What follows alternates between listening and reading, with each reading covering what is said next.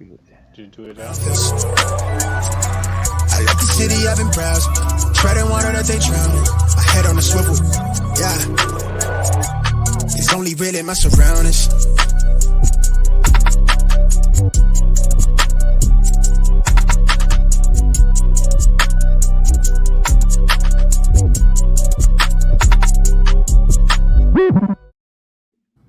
Hello and welcome to episode 75 of the Smash Accept podcast. I'm your host, Michael Royer. You can find me on Twitter at Dynasty_DadFF.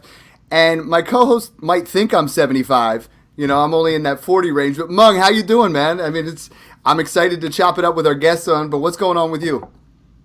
Hey, what's going on? Yeah, I've got a lot of stuff over at Fantrax dropping, updated Dynasty rankings, some buys before free agency, which starts in just a few short weeks. I mean, it's kind of crazy that it's March already, but, you know, the off season is anything but boring when we're talking about the NFL.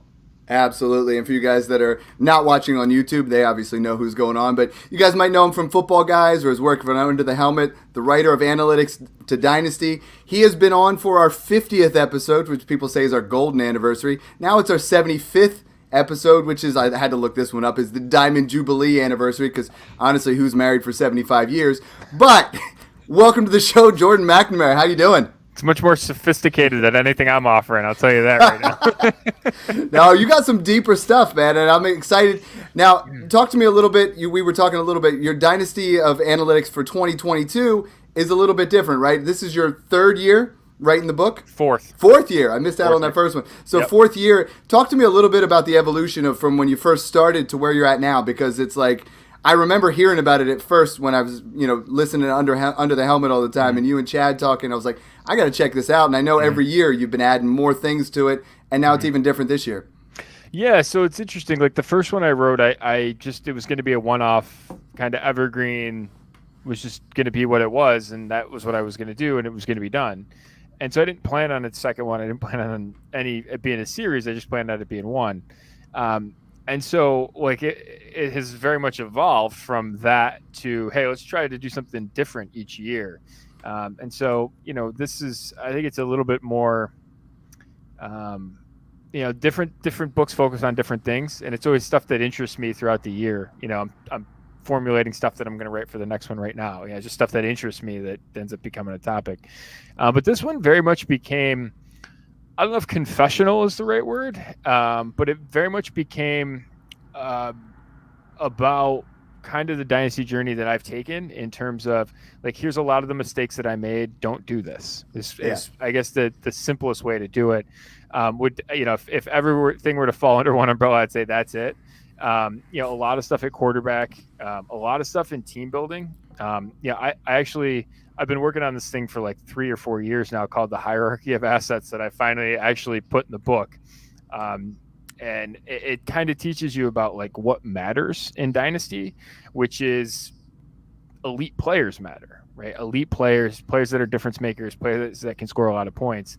And which is very similar to, where I steal a ton of ideas from is the NBA. It's very similar in terms of all the structures and the roster sizes and the players and basically like kind of the range of outcomes on players as well.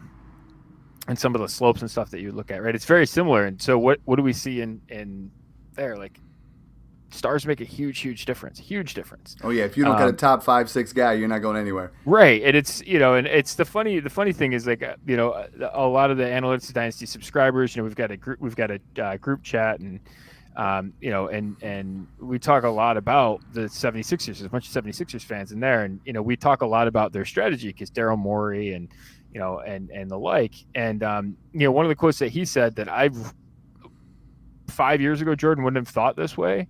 But now I definitely do, which is, if his motto with making the trade for James Harden was, if you don't have 2 top 15 players, nothing else that you do matters. And when you think that way in Dynasty, that really changes your outcomes. It's not necessarily top 15. The numbers change a little bit, but if you're not, right, we spend too much time dealing with, I haven't even started rookie coverage yet. Like literally today was the first podcast that I covered. Why? Because like the odds that they make a huge difference are pretty low. Like, let's focus on things that make a huge difference. And that's really what we've been focusing on, So that's the sort of stuff that I think is very different than what I would have done 3-4 years ago. And honestly, it came kind of together in a fun chapter that I wrote. I had a lot of fun writing it, called "The Confessions of a Reforming Productive Struggler." Right? Yeah. And it's about all the mistakes that I'd made along the way, and things that I do now, and why I sort of reject the idea that you should intentionally not try to win. And I think that very much has shaped kind of the analytics of Dynasty, at least present. And I think where we aim into the future in terms of looking at it in terms of team building and stuff, it's very different than it has been. And I think for the better. Yeah, and I think the nicest part is being able to admit those mistakes and do them for the listeners, and that's one thing that Mung and I try to do is like, I got into doing this because my first year and a half of Dynasty was a struggle and a half, right? Yeah. Trading picks for nothing, trying to move up, doing these things, and it's like, we're trying to, if you're getting into the Dynasty game now with so much content out there, as opposed to when I was 5-6 years ago, like the guys that come into trades now, they're all pretty sharp, but like 5-6 years ago when Dynasty was really starting to evolve, it was like, you could really take advantage of some things on the draft board if you knew what you were doing. And I think it's great that you've evolved on how you're doing those things and that you're putting that out there, because I think early on in Dynasty, not many people were talking about it, where, when we talk about it all the time, if you're not top 3 or bottom 3, you're losing in Dynasty. Like, you need to be in those areas. And if you're not doing that, you're in that productive struggle, right? You're not like putting yourself anywhere where you should be. You know what I mean? Right. So it's interesting too, because like I have evolved on that, right? Because I used to be like, I either want to be in an extreme or I want to not be. And I've just been doing a lot of stuff. I think we don't know, as I sit here right now, and I've had this happen, and I think that I have shipped teams off too early, right? And I tried to, and I actually wrote about this in the book, where I spent all off season last year trying to trade away my guys on a team that ended up being second in the league in scoring by like 30 points, right? Like, it was like really close to being the best team in the league. And I spent all off season trying to ship them off, right? But it all broke well, right? Like, not all of it, but like everything, everyone performed kind of to expectations. And the problem that I had as I looked at the roster was, like, I don't like players, 10 through 25. And, so as a result, I'm going to sell Davante Adams. Well, that's a really stupid thing to do, right? Because Davante Adams matters way more than players 10 through 25, right? Like, and so that's the thing that I've really come to embrace. Like, if like a few horses can drag you a long way, like if you have 2 elite quarterbacks, like you should be contending for a bye, right? Almost by, like, if you're not, it's almost accidental to make the playoffs with 2 elite quarterbacks. Like, that's how much of a difference that they can make. Yeah, and so if you're doing startups now, it is.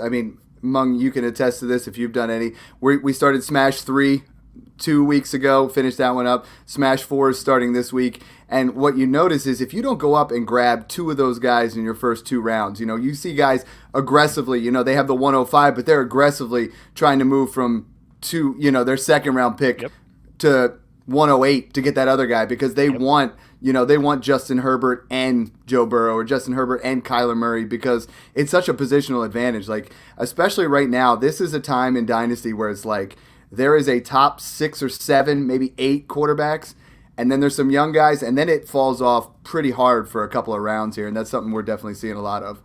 Yeah, and it's interesting, like some of the stuff that I've done in this book in particular has been really focused on, like, so the profiles at quarterback are such a big deal. And you can look back last year about like Lawrence is a good example of this. And you put him at what his cost was last year. You just can't pay that cost. No. You just can't, because the problem with paying a cost like that for a quarterback that hasn't done it yet, he's so far behind in terms of what you would project in terms of production over the next 5 years about guys that have done it once, or even, guys that have done it multiple times. Right. And I try to lay that out in the book in a way that, like, kind of don't make this mistake. I don't think we've learned from it, because I think he's less expensive, but he's still like too expensive, right? Yeah. He's still going ahead of guys like, just think of the consequences of what would have happened if you had traded Lawrence last year for Stafford plus. Like the plus was at least a first round pick, probably more than that. It was probably closer to 2, whether that second one was in a player or another form. And in startups, I mean, he was in one of mine where he went 107, in the startup before he played. And that was, at the time, that was above, it was above Dak Prescott. That was above Justin Herbert. That was above some really, big time talent. Right. And even it was probably above Joe Burrow. And I have my own questions about Joe Burrow, but like at least Joe Burrow had showed us something, right? He just passed what I think people they underestimate is just the bar of getting over like, hey, this quarterback isn't going to throw up on himself like in the middle of the football field is not insignificant. Like it's that like jump from college to the pros is actually bigger than we give it credit for. And we hype these guys up. We spent 4 months talking about them, right? We've been talking about Trevor Lawrence forever. And nothing really goes well. Like that's not uncommon. And there's a lot of stuff that I think we make mistakes at quarterback, especially you can't do that. Like if you want to have a contending dynasty team long-term, you can't make those mistakes. And that's kind of like, and I have done it. So it's a lot of, a lot of the chapters, like the secret of the analytics of dynasty is like, here's stuff that I've screwed up over the past 5 years. Now I got to try and figure out a way to fix it. And now I write about it. Like it's not, I'm a terrible poker face in terms of the topics that I choose. No, we're perfect now that we're talking about quarterbacks because I wanted to segue into that. I mean, we've talked about profiles and we had, 5 quarterbacks go in the first round of last year's draft. I mean, and Mung, I know, is super passionate about Trey Lance, and I'm a Fields guy in there. Talk to me a little bit about the draft capital of those guys, because we've talked about draft capital and how much that matters with the quarterbacks, and their situation a little bit, right? Because it's like right now, if you look at a startup, I just did one where Trey Lance goes at the end of the first, early second, Fields goes in the second, Lawrence goes in the second, Mac Jones in the third, and then Zach Wilson kind of goes in the fifth. So talk to me a little bit, and then Mung has to also chime in on those guys about what kind of future you see with those guys and what we've seen in the past for players that, because aside from, Mac Jones had the most productive season there, but what do we see from those kind of guys? Yeah, so it's interesting. I think you break it down a little bit in terms of, I split the round in half. In this book, I split it down even a little bit more, especially in some research. I think to some degree, the top, the picks 11 through 20 are different than picks 21 through 32 in the quarterback position, right? Mm-hmm. You start splitting hairs that much. There's not a lot of sample size, so you got to be careful about doing that. Mm-hmm. But I do think like you definitely see projects later on in the first round, so they are very different.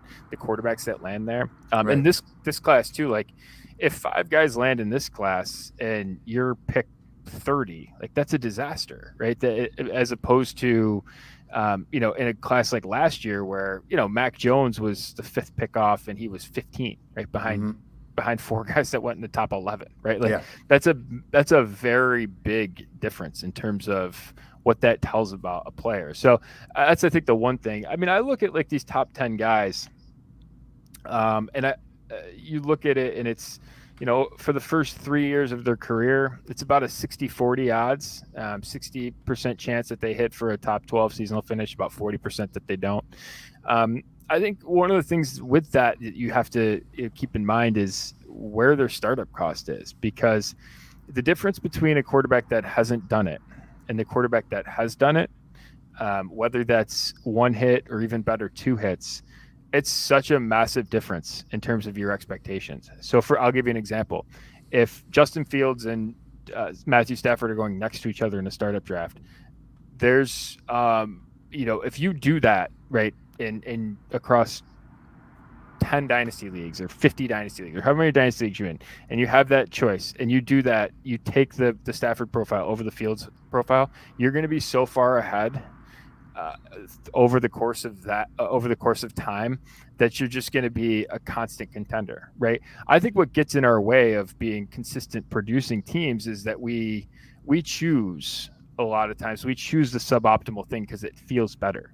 Right? We think that there's more outs on fields. We think these things, but in reality, both the mean, right, the median, everything you sort of look at in terms of like, hey, what can we expect for this? It's lower for Fields. right?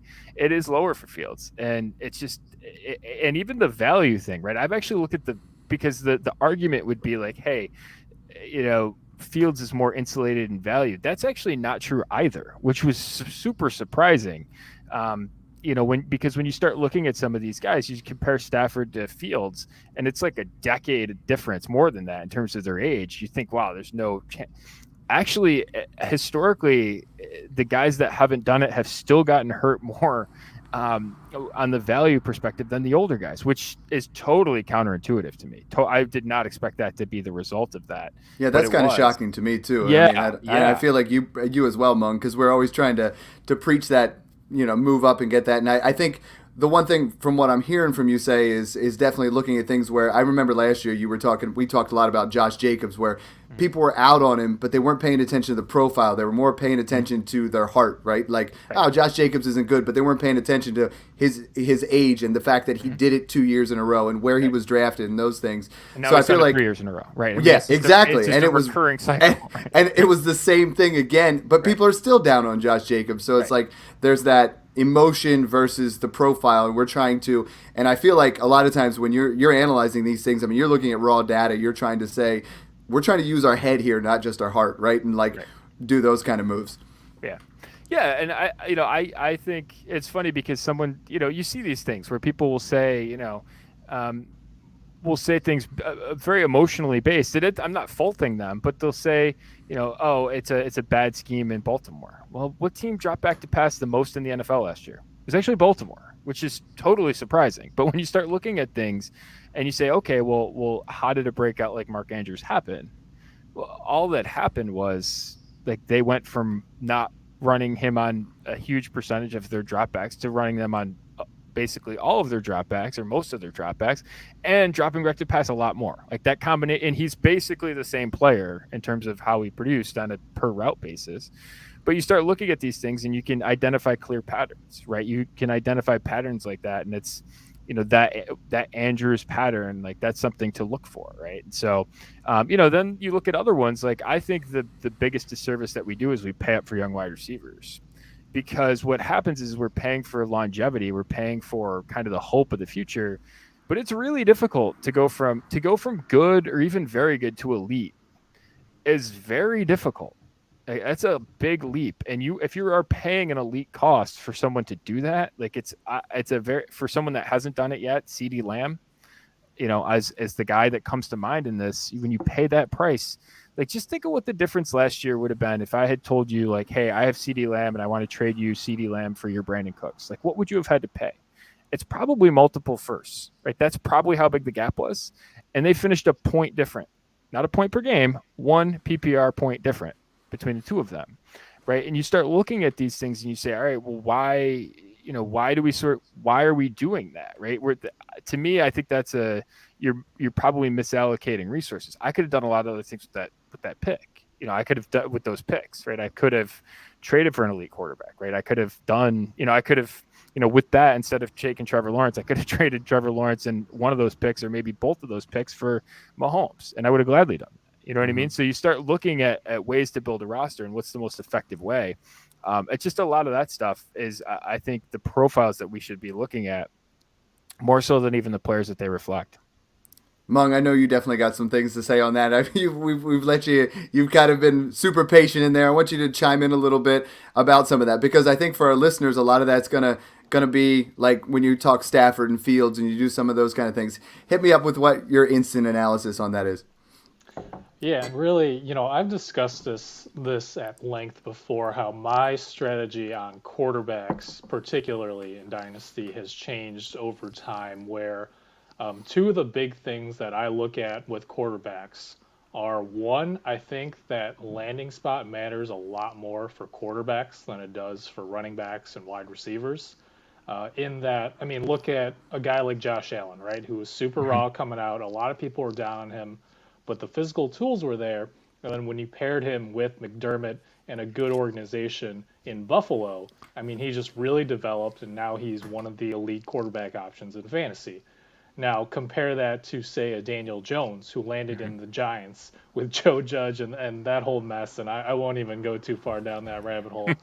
But just imagine if those two things had been flipped, right? I think they were a year apart and they were different draft classes. But let's just say, for the sake of argument, that Daniel Jones, who did have a good season in college before he came out, and who, for all intents and purposes, looked like he was a good prospect, if he had been able to go to Buffalo, and if Josh Allen instead had landed with the Giants with really no organizational support, how different would their career arcs look today?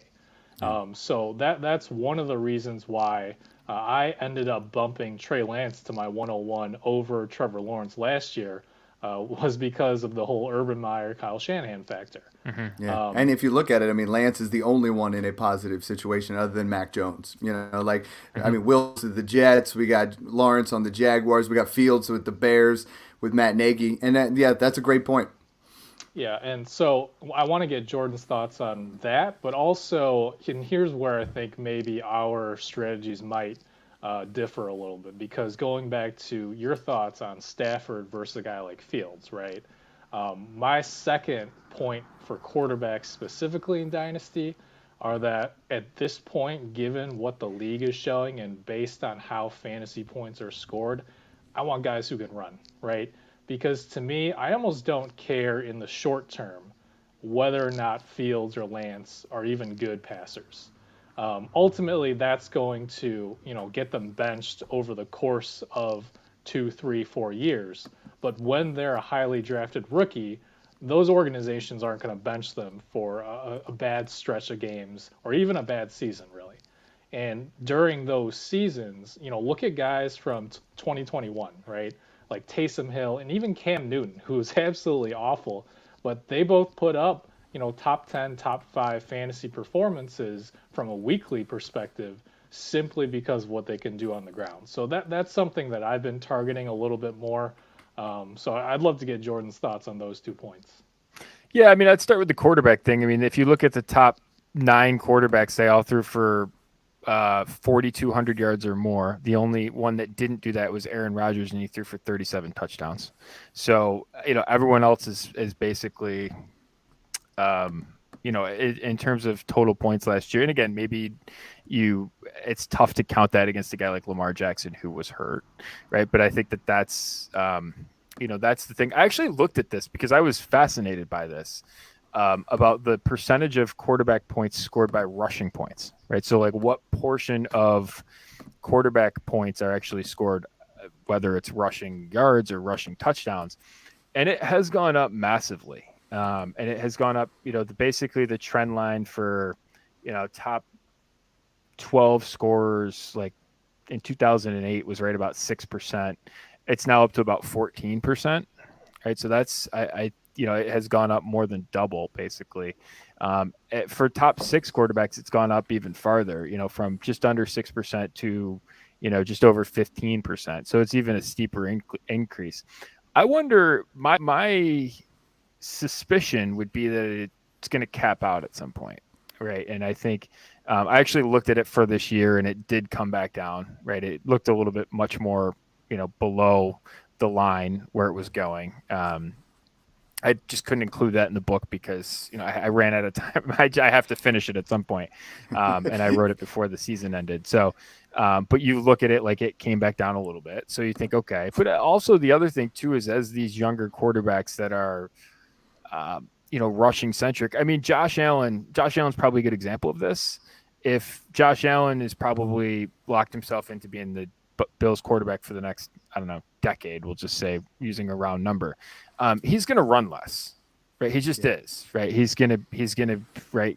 The shots that you want to take at 23 aren't the ones that you want to take at 33 or 30, right? It's, you get married and have kids, and all of a sudden, like, you don't want to wake up feeling like that anymore. So you throw the ball away, right? I mean, it's not, right? We see this, right? So that's the one thing is, as these guys age, I think they'll still be, you're not going to have, that's going to level off a little bit. What I would say would be that, and the other thing too, is I think to get from, you can sustain fantasy success rushing, but you need to be an elite player. You need to pass, right? I think that's the thing. Is you need to do right to be a consistently elite quarterback. You need to do. You can do both, which is great, but you need to be able to pass. And if you look at guys like Allen, right? If Allen hadn't taken the step, Allen was a really good runner the first 2 years. Right? What put him on, in a strata that with the top 2 or 3 quarterbacks in the league was the fact that he became an unpredictably better passer, right? I don't think anyone would have, even my college roommate's the most optimistic Buffalo Bills fan I've ever known. And even him on his happiest day wouldn't have predicted the growth that Allen took, So that's ultimately what takes you up that high. And I do think the rushing stuff matters, but you got to remember the passing stuff is like more than 80% of it, right? So when you look at those things, I do think, but that's why like a guy like Mac Jones has a cap ceiling, right? I think you have to sort of know that when you take a guy like Mac Jones, you have to have kind of a plan in place about what you're going to use him for. But when you look at just the pure numbers of it, you just take the ADPs and you look at their prior experiences. A guy like Stafford, a guy like Russell Wilson, like it's a ton of risk for historically not the upside that we necessarily project for guys that haven't done it yet. Just it's a lot of danger in that zone.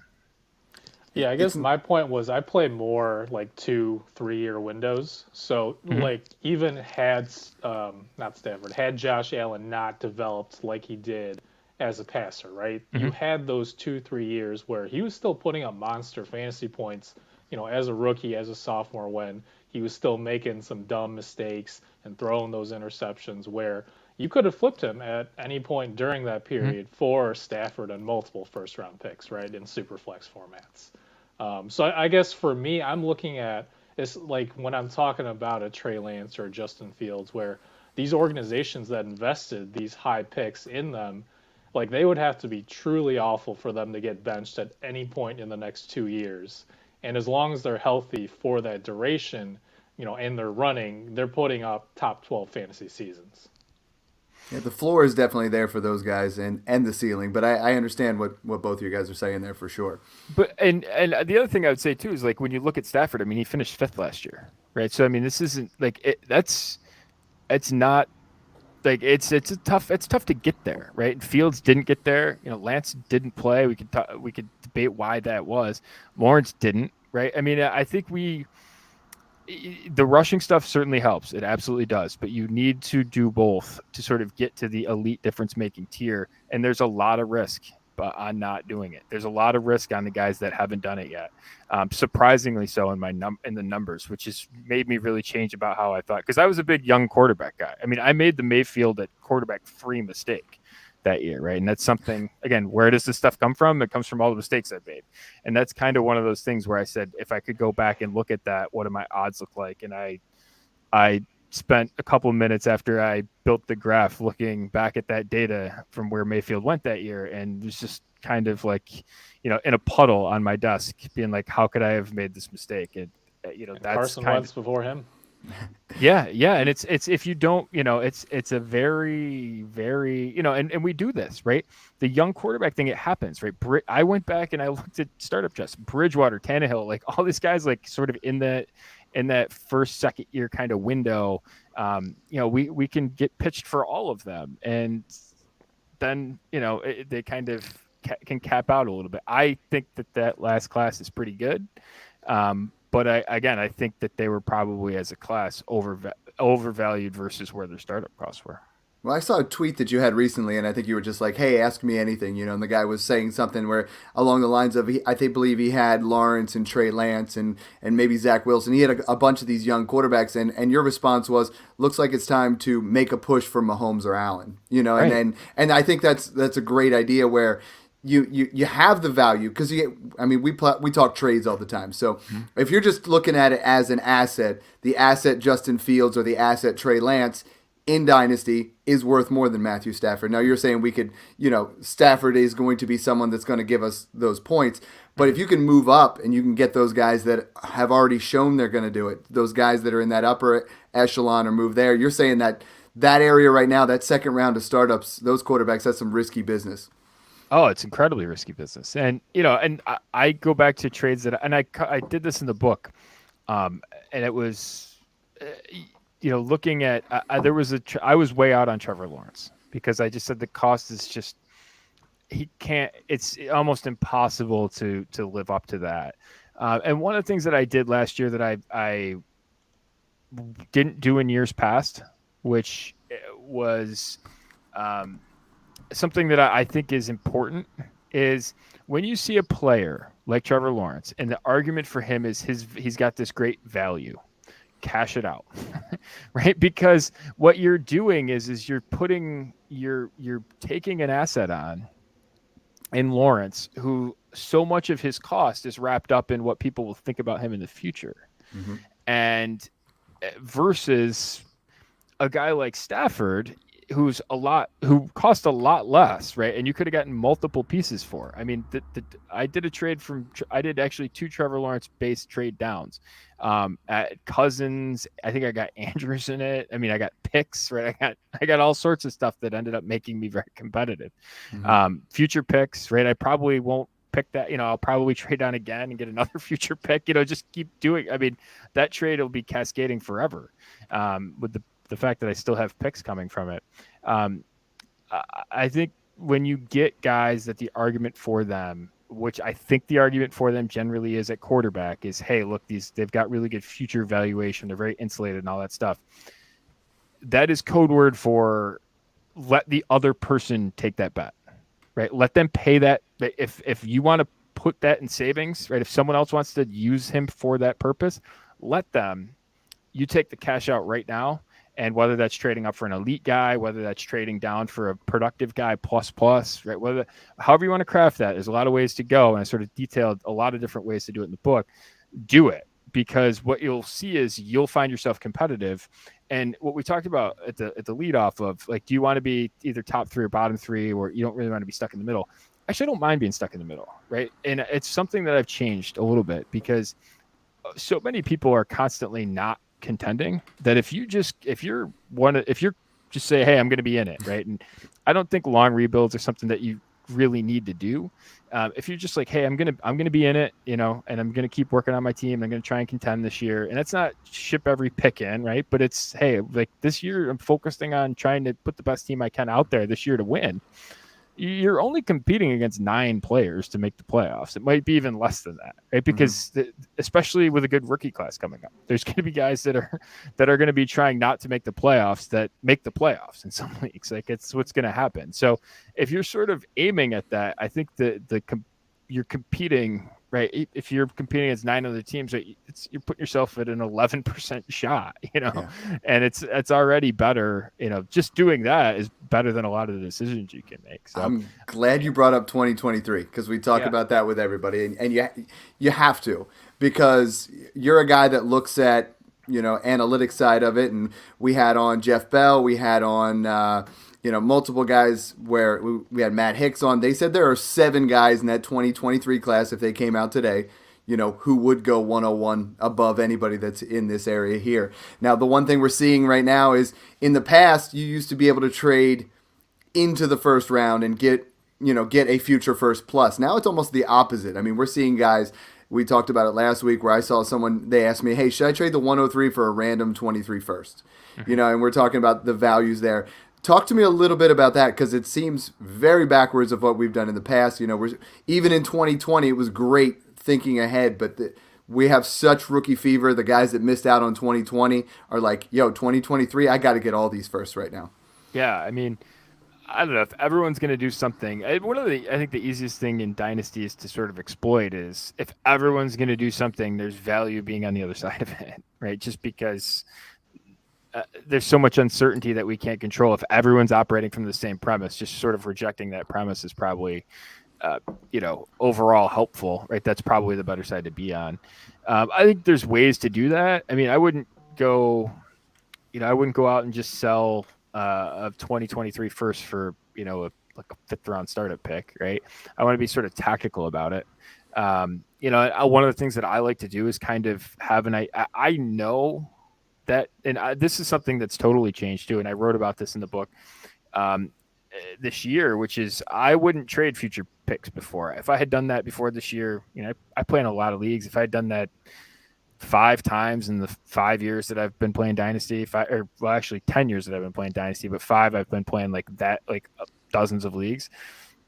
I don't think I've done it 5 times. This year I did it multiple times, right? And it's because we understand what the pick's worth. I think we understand the players that are kind of come back in that. I think is a really important thing to know, which is what we talk about in the book. I put a value on winning, right? And so if you do it right, you can sort of you can optimize those things, right? So don't trade it for a situational thing. Like go make a big trade. We talked about at the beginning, like trade.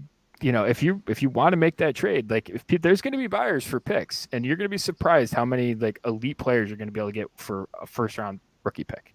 Like you might be able to get into the top, 30, top 20, just for that pick. Like you'd be surprised. I think you're going to be surprised at that. And when that's staring at you in the face, like you kind of have to be open to doing that, and especially if it's at quarterback. I mean, especially if you can go up and get, if you can add to, take a big leap up at quarterback. I talk about the Supermax quarterback tier, like the consequences of that are enormous. And if you can do that, right, for a future pick, especially if you kind of know it's not going to be early, right? If you get into your league and you're, you're 3-2 and you're 4th in points, like it's probably going to be not one of the top picks. It's probably, I give you some guidelines to look at how to sort of think about that decision. And it's probably going to be a playoff first, like with that sort of combination, that's what your odds would be. You can say, okay, like I can sort of push in that direction and do it. If I'm 1-4 and,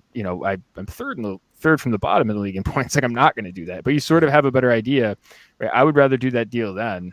And then do it now. But I think that deal will be there, and it'll be profitable, I think, because people were going to be wanting those picks, but again, I'm going big game hunting for those picks. I'm not going like, hey, I'll give you it for an 8th round startup pick. Like, no, I'd rather send 2 of them for a top 5 guy, right? Or, in a package like that, that's how I'm thinking about them, more so, as I go along, because those opportunities are going to be there. They just will be, and I think you got to pounce when they present themselves. Now you said Supermax, Superflex. Who are those guys like that? When you did, that was the terminology you used, right? You said Supermax, yeah. So I stole I steal so much stuff from basketball.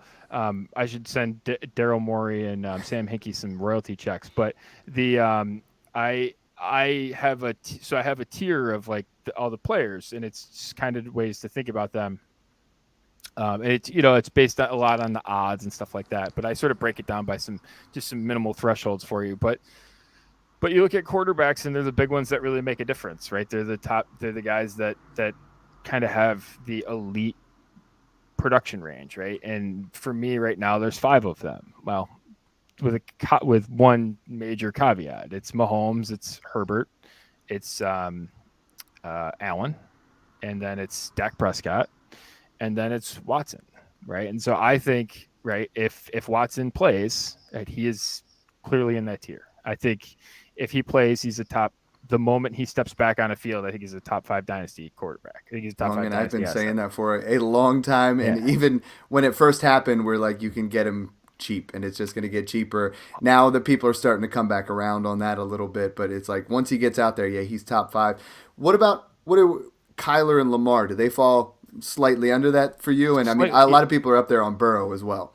Yeah, Burrow's not. Burrow's like probably the most dangerous quarterback in all of Dynasty right now, based on his profile.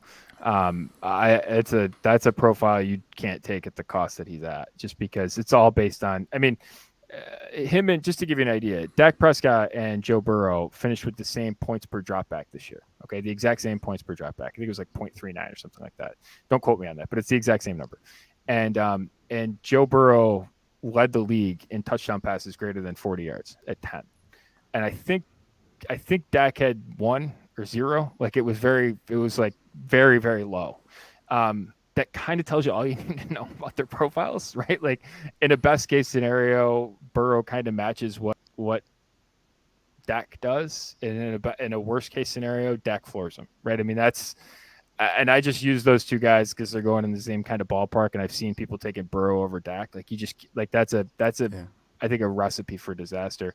The So other that goes back to we're talking profile versus your heart, right? Thinking with Yeah, your head totally. versus because who doesn't like, unless you're a Cowboys fan, who doesn't like having Joe Burrow on their team instead Mhm. of Dak Prescott? But then when you think about it a little bit more, it's like it doesn't. It's not that one where you talk about it because all of your friends are like, "Oh man, you got Joe Burrow," because Burrow is going before Dak in every single draft right now. You know, Yeah, and which it's I think just is crazy. I yeah. like if you look at the numbers of it, I think that it's just like that's again we talk about like sometimes it's not picking players that's like it's really hard to pick players, but it's I think if you go into it with like, hey, here's the things I can't do, and then if I just sort of keep in mind like, it's like golfing for me. Like, all right, here's my goal. I'm gonna try not to hit it in the woods, right? I might hit it in the fairway, I might hit it in the rough, like I might hit it in the sand trap.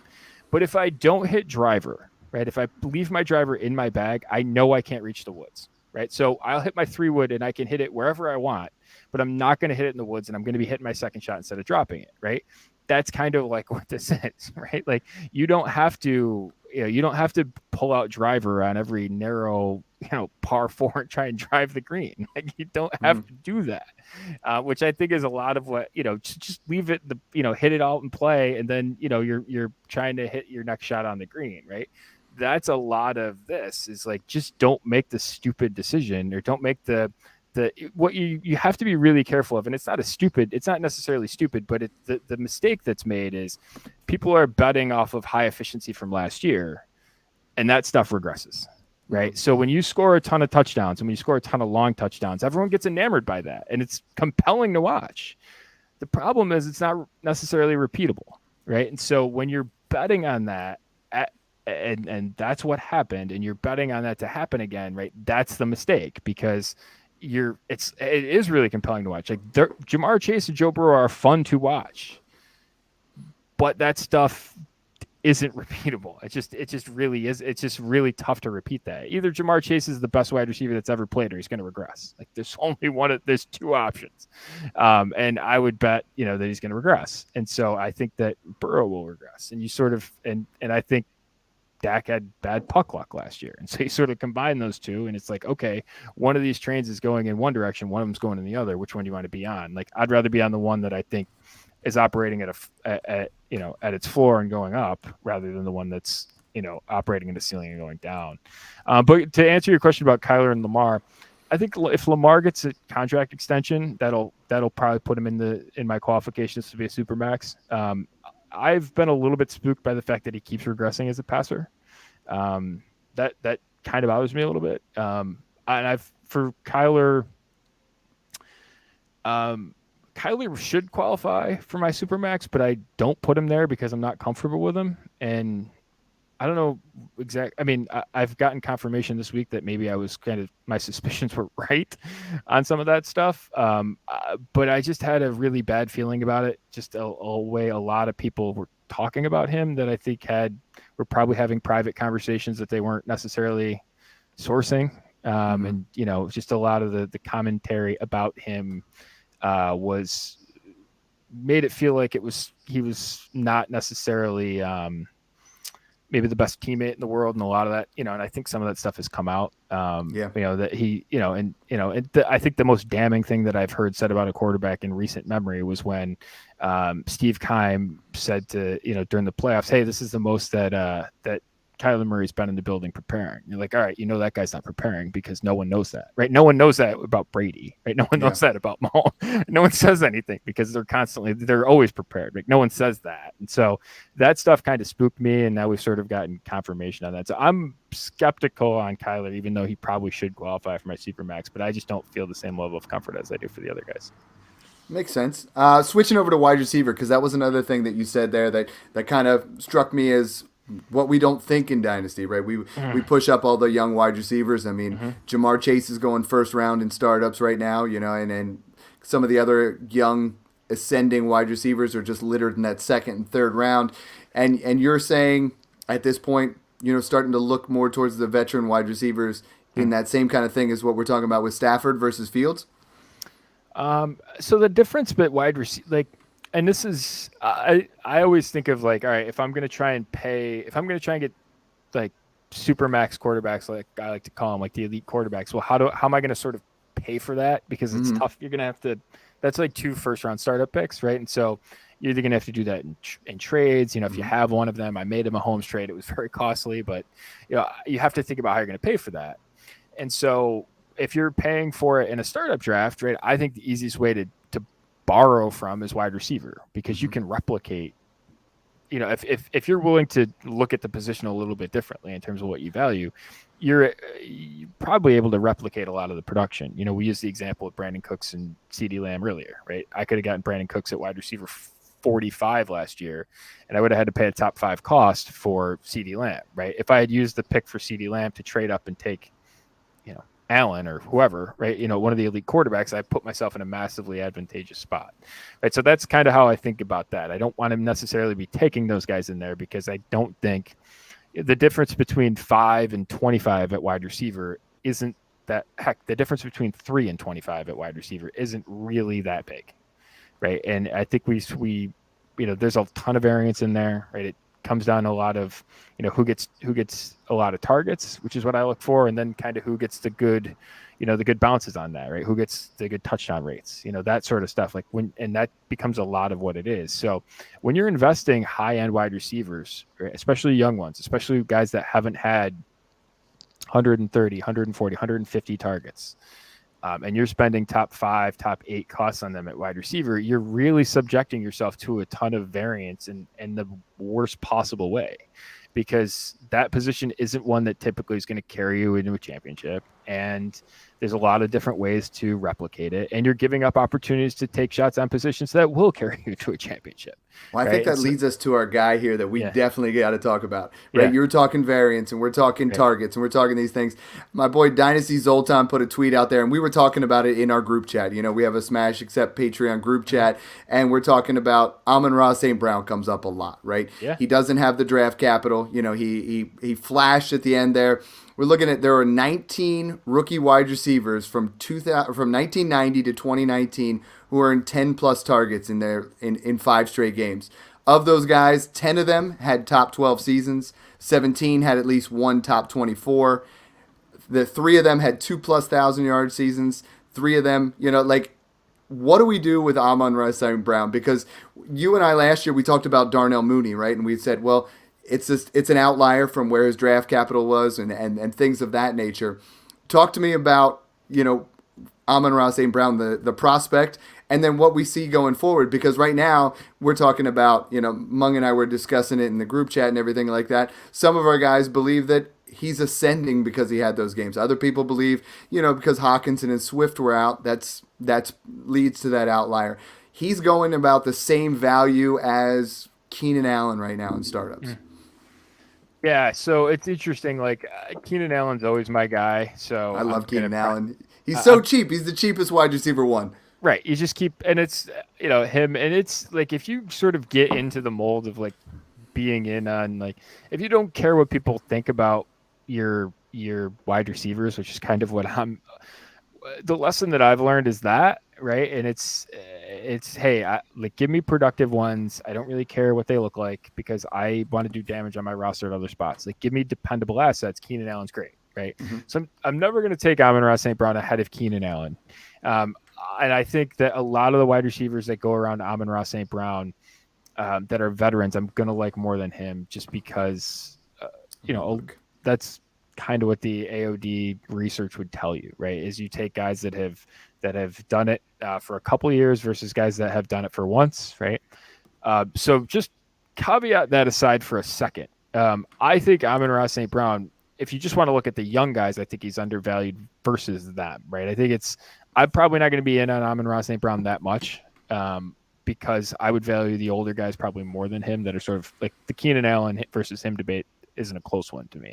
Yeah, I was looking up the guys. He's been going around the same area as Michael Pittman, DeAndre Hopkins, Keenan Allen, Amari Cooper, Mike Evans. Like he's literally and Brandon Ayuk. So it's like him and Ayuk, and then the veterans that have been just doing it year in and year out. Right. And then you there's like guys like Bateman that's in there, like Judy. He is, like yeah, I'd yeah. comfortably have him ahead of either of those two guys, right? And that's just interesting. Jordan from a couple years ago probably wouldn't have thought that way. Jordan from a couple years ago would have said, "Hey, you take the pedigree." I look at what he did last year, and listen, I don't care who was on his team.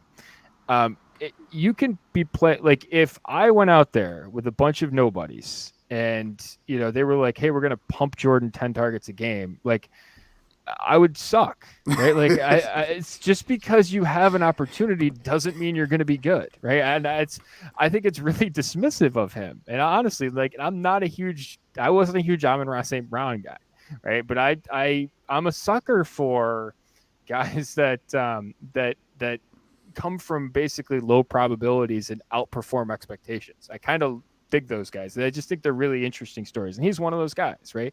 Doesn't mean I'm going to roster him, but I have a soft spot for him as the story. I mean, you look at his yards per route run, that's not a fluke. You look at his targets per route run, that's not a fluke, right? I mean, you look at those things are hard to do, right? This isn't a situation where they were just like, all right, go out and run 750 routes and we're just going to throw you the ball and you're grinding away to 0.9 yards per route run. That's not what happened, right? He was very good. He was very efficient, right? So I think he really performed well. And how you think about him if you're on the young receiver side, I mean, listen, the difference in yards per route run for young wide receivers, it is very telling, right? And I wrote about this in the book. I've got some charts and stuff, and you can look like if you run a couple hundred routes, right, and you're not good, and you don't stick out as a young, and really stick out. It's not even being like not like falling on your face, but if you don't really make a difference with them, your odds really drop down. It's so you look at a guy, for example, like Kadarius Toney. It's the total flip side of a guy like Bateman, who on a very small sample size, right? I think he ran 197 routes, was elite on those routes. Elite. Massive performance on those routes. There's a lot of questions there, but you sort of look at those, like that is a profile that you could say, all right, like what's the type of one that could produce an elite wide receiver one type season? Like it looks a lot more like Toney than it does like Bateman, right? And so I look at the profiles, and again, the Amon-Ra St. Brown thing, like in his rookie season, he was basically the only guy there for a good period of time. And as a day 3 guy became like a thing. And like, I think you have to respect that, right? Does that mean you have to treat him like a top 15 wide receiver? No. But I mean, if you're thinking about him against Ayuk, if you're thinking about him against Bateman, right, you're thinking about some of the other guys sort of in that range, Judy, I think he's probably been more impactful than Judy has been. Mm-hmm. I think that those things are interesting conversations about, why you would want to take the other guy over Amon-Ra St. Brown. And I think that's even different than 2021 Jordan McNamara when you came out, like that. And I think that's what's important in Dynasty is constantly evolving those things. Mung, I know you want to get in there on Amon-Ra St. Brown because that was kind of that was the chime. We were going back and forth on that in the group chat. And, you want to expand on that and then talk a little bit about what Jordan said. Yeah, I think Jordan's mindset and mine are similar when it comes to players like him. My comp that I made for Amon-Ra St. Brown is I think he's a good player, lacks the elite athleticism to really become a true difference maker in fantasy. Is there like a 1%, 2% chance that he could become like a Cooper Kupp type producer, have a top 5 season with Jared Goff just hyper targeting the slot? Yeah, that's within his range of outcomes, but I'm also not going to bet on that. And I think people get too, again, same with Burrow. I think people get too enamored with the storyline, right? Mm-hmm. Because I'm rooting for these kind of guys, right? I want them to succeed, but I'm also not betting on them to become elite fantasy players. And I have him, I think, let me check my rankings. I think I have him ranked, in that same tier as Judy. I know I have him ahead of Bateman. But at the same time, I've got guys like Juju and Michael Thomas right above him, where I would rather have that production over a guy like Amon-Ra St. Brown. So I think we're in similar territory on our thoughts here, where, again, I would take him in that early second round rookie range in this draft class. But again, my thought is I would sell him for any first because I think the return that I could get for a first round rookie pick is more than that production is going to be worth. Yeah, and the thread that we ran on him was, I think, current value is around a 110. 110 to 112 range was where most people were comfortable paying into that area. And I understand that being, this is the opportunity we have to sell that guy if we believe that is something that was an outlier or something that was going on there. So, no, I get that completely as well. Yeah, I use something called density, which is looking at basically once you've hit sort of what your odds of hitting it again, sort of how deep your hit is, essentially. 53% would be based on his pedigree and what he's done to date. About a 53% shot that he posts another top 24 season. So again, that's I'd probably take the under on that, but that's actually a lot better than guys like Judy, which is interesting, So you just look at that profile, just sort of getting to a difference maker in his rookie season I think it's commendable. And again, what's different about our conversation last year for him and now is that he's done it, right? Versus like you don't want to take the rookie because you're like, hey, he can do it. Mm-hmm. Like you think about you update based on what he has done.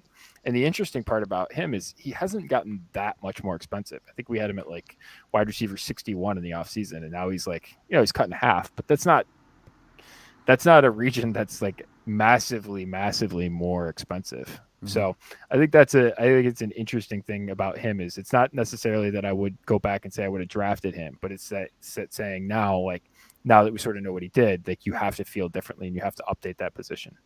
One other player I wanted to talk about in that same, because I want to keep you at that hour mark, but there's another guy that's very, very polarizing with that, and is Elijah Mitchell. A lot of people are saying based off of, the production versus, no draft capital, he's just coming in there. I mean, some people are saying if you get a 23 first, are you selling for Elijah Mitchell? I mean, what have you seen for running backs that have a similar profile to what he has done? Yeah, so it's interesting. Like you come in right away and do it, and I don't think. Again, he was. This is interesting because you have someone drafted ahead of him in that class on his team, and he basically leapfrogs, which isn't super common to have happen. So I don't think he's necessarily put Trey Sermon totally away. Do I trust Kyle Shanahan at all? On anything that comes out of his mouth or any player usage, I don't, right? Except maybe George Kittle.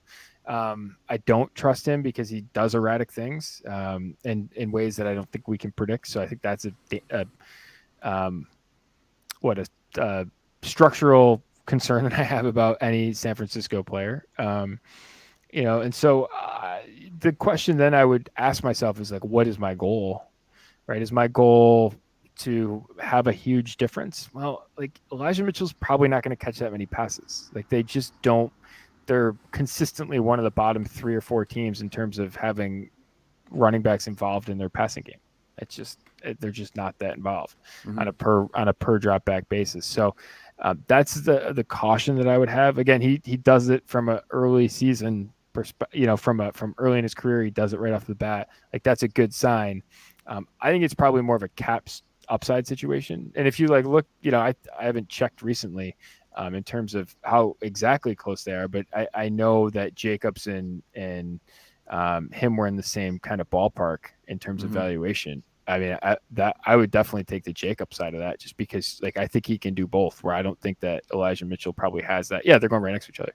I don't think that Elijah Mitchell has that probably as much in his range of outcomes as a guy like Jacobs does.